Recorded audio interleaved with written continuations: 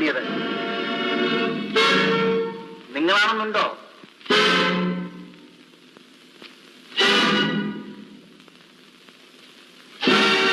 എന്തിനിവിടെ വന്നു? നോം ഒരു പെൺകിടാവിനെ ഇവിടെ കൊണ്ടുവന്ന് വിട്ടിരുന്നു. അത് ഉണ്ടോ പൊയ്യോ?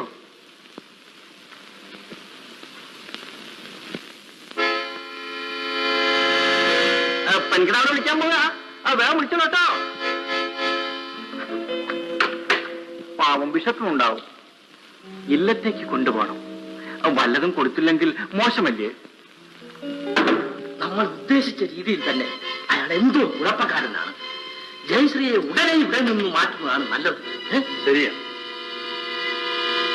നീ ആരാ? നീ ആരെന്ന്? നാം തിരുമേനി അറിയില്ലേ? സത്യം പറയണം. നീ ആരാണെന്ന് ചോദിച്ചത്? ഹായ്,